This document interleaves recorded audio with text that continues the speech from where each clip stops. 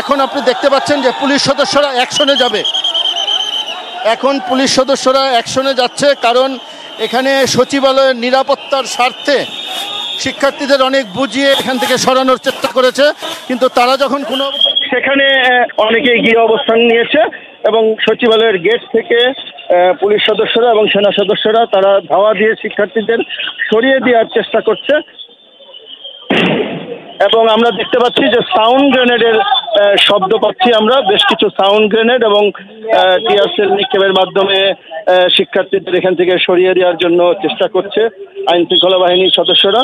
তারা দীর্ঘক্ষণ মূলত চেষ্টা করেছিল যে পরিস্থিতিটা স্বাভাবিক রাখা যায় কিনা, এবং তারা ধৈর্যের পরিচয় দিয়েছে, কিন্তু শিক্ষার্থীরা কোনো অবস্থাতেই তাদের অবস্থান থেকে সরছিল না, বা তাদের অবস্থান থেকে তারা এখন এই মুহূর্তে আমরা দেখতে পাচ্ছি যে একের পর এক 3 থেকে 4টি সাউন্ড গ্রেনেড নিক্ষেপ করা হলো, এবং এই সাউন্ড গ্রেনেডের মাধ্যমে শিক্ষার্থীদের এখান থেকে সরিয়ে দেওয়ার জন্য চেষ্টা করছে আইন শৃঙ্খলা বাহিনীর সদস্যরা।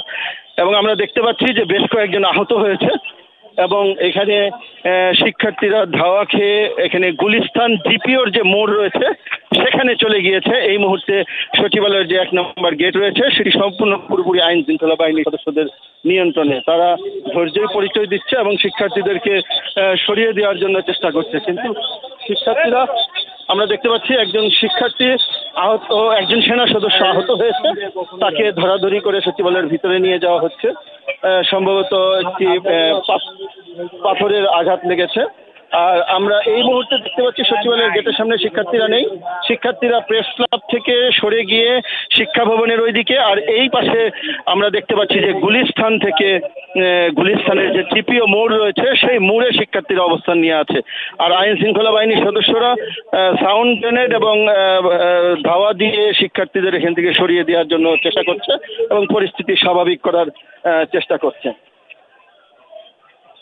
হিমাদ্রি, আপনাকে জানিয়ে রাখি, আজকে আসলে এখন থেকে 2 ঘন্টা আগে মূলত শিক্ষার্থীরা এখানে শান্তিপূর্ণভাবে এক পর্যায়ে অবস্থান করছিল, কিন্তু তাদের এই শান্তিপূর্ণ অবস্থান কিছুটা উত্তেজনা তৈরি করে এবং তারা সচিবালয়ের গেট ভেঙে এবং কেউ কেউ সচিবালয়ের গেট টপকে ভিতরে প্রবেশ করার চেষ্টা করে।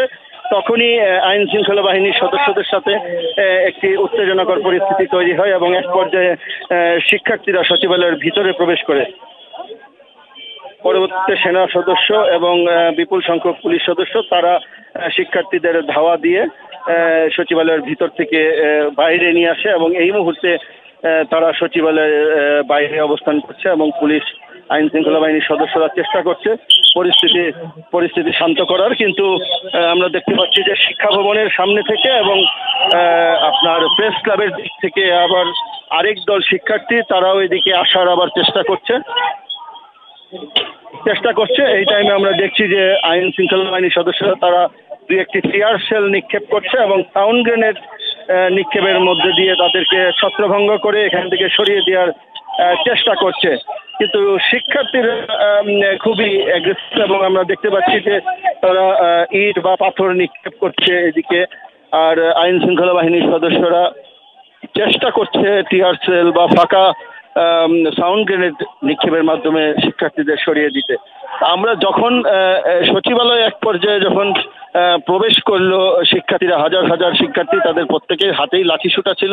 তারা লাঠিসোঁটা নিয়ে যখন সচিবালয়ের নিচে অবস্থিত বেশ কয়েকটি গাড়ি ভাঙচুর করে এবং গেটে এবং ভবনে যখন লাঠি দিয়ে আঘাত করার জন্য উদ্যত হয়, তখনই মূলত আইন শৃঙ্খলা বাহিনীর সদস্যরা এবং তারা ধৈর্য সহকারে তারা চেষ্টা করেছে যে ছাত্রদের নিবৃত্ত করার জন্য, কিন্তু একটা পর্যায়ে শিক্ষার্থীরাও কিছুটা রূঢ় আচরণ করায় তারা ভিতরে প্রবেশ করে এবং খুবই আক্রমণাত্মক